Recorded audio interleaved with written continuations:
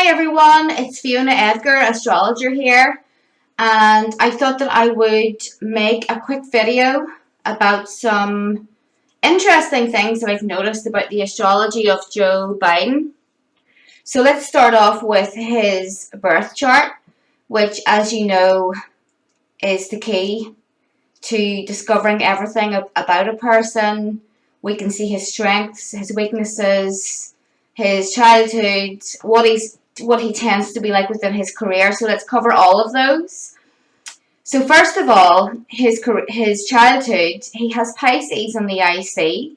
The IC is the lowest point of the chart, and when we examine that, we get an idea of the early experiences of this person. Also, we can see ancestral karma and ancestral themes that tend to run through their family. With Pisces here, honestly, I kind of rolled my eyes when I saw Pisces here because it's starting to get so common in the charts that I look at for these kind of like Democratic Party or very prominent figures in the media that are very liberal, and nearly all of them have Pisces or Neptune doing stuff to their IC. Bill Gates has that, if I remember correctly. Who was the other one? Justin Trudeau and Hillary Clinton. So it's just really common. There were some other ones, but I can't remember who they are at this moment. So with Pisces here on the IC, there's something very mysterious, at the very least, about his upbringing. You tend to see this in the charts of people who there was some kind of massive secret about their childhood, or they had a very large issue with one of their parents. Their parents could have been an alcoholic. I also see this in the charts of people who had a very religious upbringing. You know, I mean a very extremely religious upbringing to the point that it dominated all of their childhood. So we see this here within Joe's chart. But the interesting thing is that the ruler of the IC is in the 10th house. So why is that interesting? Well, first of all, it kind of looks to me like he has been groomed to take this role from childhood. And I would say that it's the same for Justin Trudeau and Bill Gates as well. He's been groomed to take this role from early life. There may be also some kind of issue or mystery about his parentage. That's one possibility. That's not always the case, but we have to understand that these people, we really have no idea about them. We can read Wikipedia, we can watch the news, but how accurate is that going to be? Not very, because they're going to be able to update their Wikipedia pages, say whatever they want. They can really construct a whole story about their early lives and their fathers and all of that. They can just fabricate it, and we kind of go along with that and tend to believe that. But astrology is a way that you can kind of look at things and figure out the truth, and that's really why they didn't want the average person to be an astrologer or to have this skill, because you can see through things and you can see through people very easily. So it's definitely a worthwhile skill for anyone out there that is interested in these things and likes to dig beneath the surface, learn astrology. You're going to love that. So this is interesting. Is Neptune in the 10th house an ideal placement for a president? No, absolutely not. Neptune is one of those kind of weird planets. It is a very mysterious, weird planet with strange energies that are very difficult to channel properly here on Earth. Neptune can be used for art and spirituality, but it's not a planet that has authority. It can be weak when it's in the 10th house. It's not the ideal placement for someone that needs to tell the truth, that I wouldn't trust this person to be the president. That's basically what I'm saying. So Neptune in here, there's a lot of deception around his public identity. And this deception is something that's been going way back through his early years, possibly his parents, and before that, who knows. But yeah, this Neptune here is not very good. So the 12th house, as you can see here, he has a very full 12th house. He's got 3 planets in there. And these are Scorpio planets. So Scorpio people tend to be very shrewd. They have a very strong intuition, which is going to be kind of reinforced here with this 12th house stuff. But then he's going to be quite delusional as well. And he's not going to live in the real world at all. And I don't think that he ever has, to be honest, with this here. He's definitely not a man that would be looking out for the people. And let's face it, none of them are. They've all kind of grown up with money and all of that. But 12th house, so the 12th house is the most hidden part of the chart. And it's the house of self-undoing. Planets in here are very hard for us to see, but they can be karmically, they affect our lives on a very highly karmic level, and we play out the energies. An unevolved person will play out the energies of their 12th house in a very negative way. So I just don't like this. I don't like the fact that he has all these 12th house planets, and he has Neptune in the 10th house, and his south node is in Pisces. Are you serious? This guy's karmic lesson, his karmic lesson in this incarnation is to learn discernment, to do things above board, to live his life in a way that is black and white, to move away from deception, from lies, from the glamorization of public life. So, is this a good person for a president? No. And I know that there's stuff going on at the moment in the media about Obama and all of that. So it didn't surprise me when I heard that. I haven't researched it like a great deal because I'm busy and I don't have time to follow all of these things, all the time. So I just thought, yeah, I'm going to look at this chart and see what the chart says. Is this someone who is capable of great deception? I would say absolutely yes, 100%. He doesn't seem to have a very strong moral compass. He doesn't seem to have much of a backbone. It seems like he's kind of easy to manipulate. Someone that has this chart is going to be really easy to manipulate. So he does have a Sagittarius rising. So that does make him appear to be more, I guess, jovial. And at times he can appear to be quite a pleasant person. So we look then at his 7th house. What is going on in his relationships, his marriage? I don't know anything about her. I haven't even looked at her. But someone that has Uranus in Gemini on the cusp of the 7th house is prone to very unstable relationships, unusual relationships. He has unusual tastes when it comes to choosing a partner. Saturn there as well. This is not a guy who's going to be warm and affectionate. He's going to be someone that needs a lot of variety. There's a lot of secrecy in terms of his preference in a partner or in a lover, whatever. I mean, is this person that he's with, his wife, is that just an arranged marriage, or is it just something that's there for the public? Possibly. I don't know for sure, but one thing I do know is that he's not the type of person that would ever easily settle into a stable relationship. You can see that with Uranus there. Uranus on the descendant makes the person, they have a very unsettled life. They can't commit to people properly. They get cold feet easily. He may have unusual sexual preferences. I have to say that because he's got Black Moon Lilith here in the 8th house.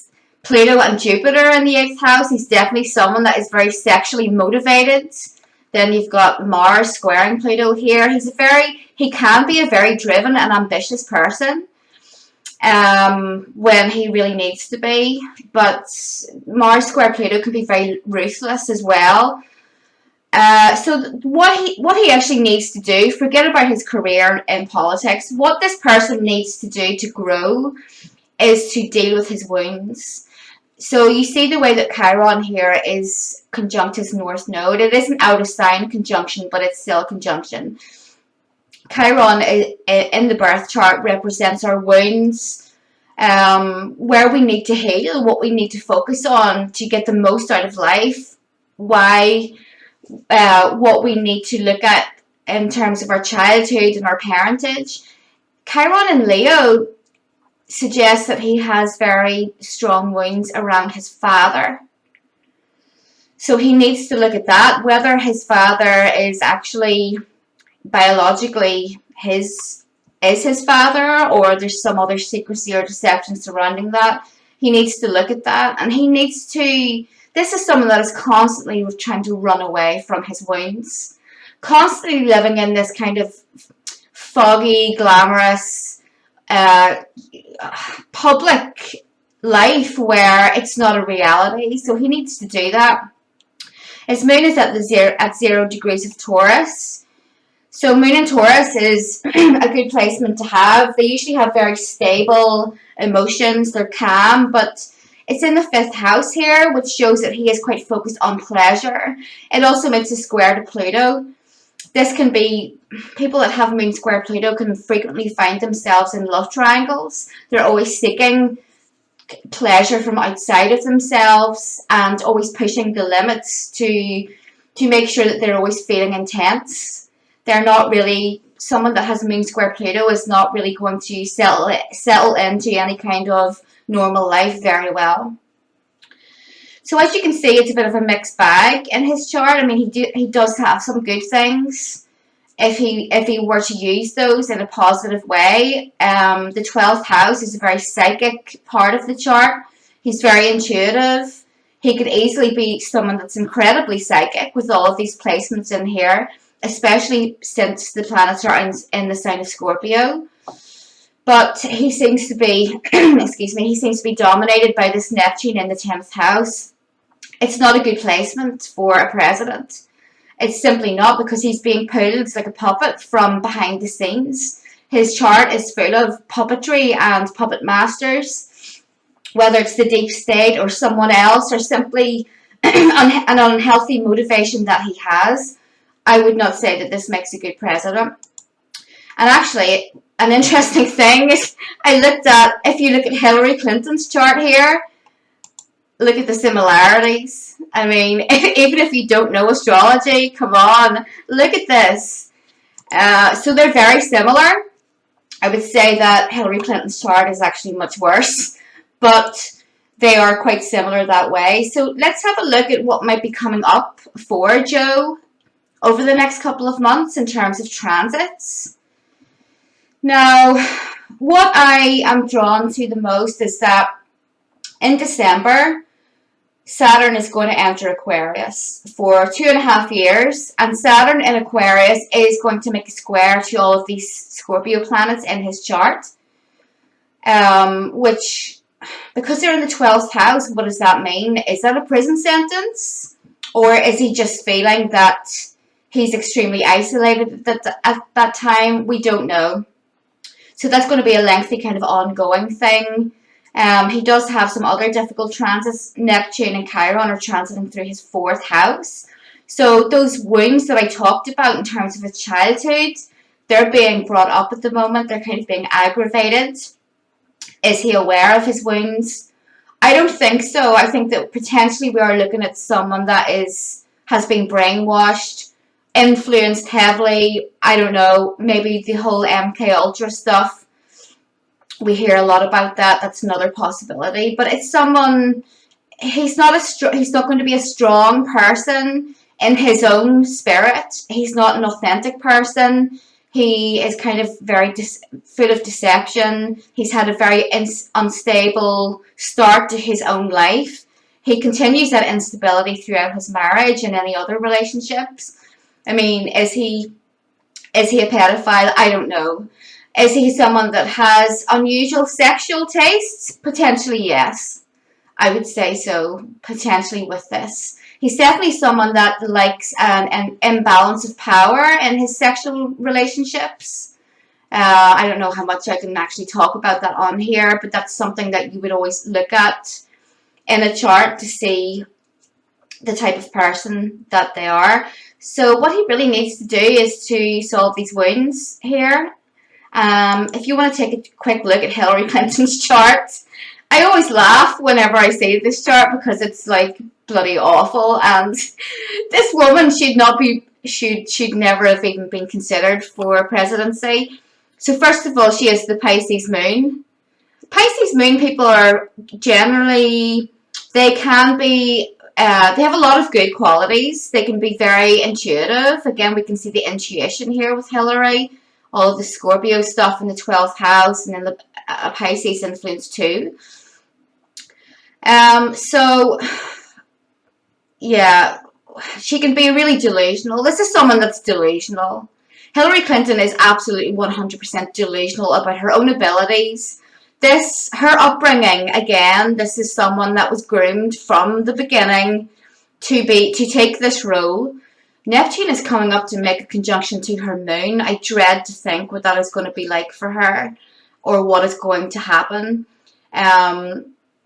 But you can see that, first of all of her Scorpio planets here, some of them make quite tight squares to Mars, Pluto, and Saturn. I mean, this is not... Normally we see the compassion and the kind of soft people. Some people that have Pisces moon are soft, not all of them. Some of them can be narcissists. And here's the thing about Pisces, is that it is very strong. It can be very strong in the charts of people that are narcissists, because they're completely delusional about themselves and about the needs of other people, and about the way that their actions can affect other people. But this is someone that's very heavy-handed. Mercury square Saturn, Mercury square Pluto, and Mars. This is someone that is, first of all, can be extremely biting, extremely hurtful, is really cold, and honestly very ruthless. I mean, she has Scorpio rising too. The Scorpio, the ruler of that is Pluto, which is conjunct Mars and Saturn. This is like a dictator. Are you serious?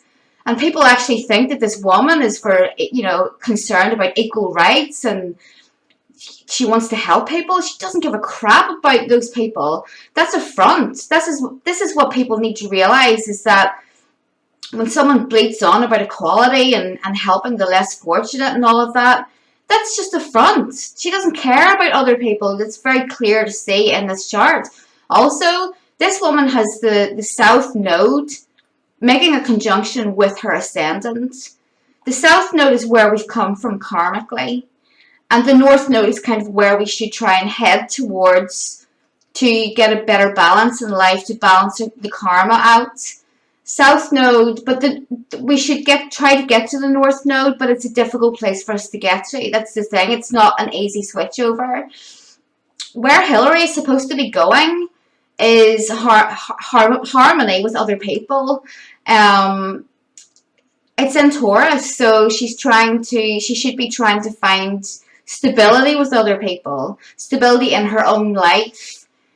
She doesn't have that. Her South Node is in Scorpio. It's all secrecy. It's secrecy and this horrible Saturn Mars stuff that's going on. That's like Hitler, or a very cold, ruthless, violent, someone that's definitely not scared of violence here. She's very much concerned about her own power, herself, not other people. So we'll see. So when Saturn goes into Aquarius, well, Saturn is in Aquarius now, but it's going to dip back into Capricorn for a while in July. But it will go back into Aquarius for good in December, and that's when we will see Saturn in Aquarius squaring her Sun, her Chiron, her Venus, her Mercury, her Ascendant. Is she going to get put in prison? I don't know. Is she in for a rough time of it? Yes, she is. Because Saturn in Aquarius is also going to be opposing her Mars, her Pluto, her own Saturn, she's going to be extremely blocked. Locked up, possibly, I don't know. It's hard to tell for sure exactly how these things are going to play out. Astrology can just show us the energy at the time, how that person is feeling, and the type of event that's very prominent in their life. So we will see. But back to Joe. So what's going on with Joe then? Is he going to get put out of the presidential race? Quite possibly, because, like I said, Saturn is going to be squaring all of this stuff. Let's see. I did notice something earlier. So July. Scroll down to the solar arc direction. So solar arc, for anyone that doesn't know, is an advanced predictive technique that we use in astrology. And it predicts big events in that person's life. So what I noticed earlier was that Saturn, solar arc Saturn, which is at 28 degrees Leo, so this is his solar arc Saturn, is going to be conjunct his natal Chiron in July. So something is going to go down in July here. Is he going to get put out of this presidential race? It's really possible. Then you can see that his solar arc Chiron is not quite, but it is inching up to his Mercury and his Sun and all of those planets. That's going to be very ouchy, but that's not going to happen for a couple of years because solar arc is very, very slow. I won't go into the details about how it's calculated, but it's a very accurate form of prediction that astrologers will use. Astrologers should use anyway. So what's happening for him? I don't know, but hopefully, you know, it wouldn't be a bad thing if he did get put out of this presidential race, because he's definitely not suitable for the job. I'm sorry. This is a man that's being controlled from behind the scenes, has very unusual relationships with other people, and is quite motivated by his own impulses, and is definitely not someone that's trustworthy. So I think that's everything. I think I've covered a lot of what's going on. He does have some good points. I mean, like I said, he has very strong intuition. If he actually dealt with his wounds properly, like he needs to in this lifetime, he would find a massive turnaround in his own life. But in terms of karma, when you refuse to deal with your wounds and you play out those wounds with other people, eventually you're going to get the karmic smackdown. So that's all I have to say about that, guys. If you want me to do any other videos, shoot me a message. And I'll talk to you soon. Bye.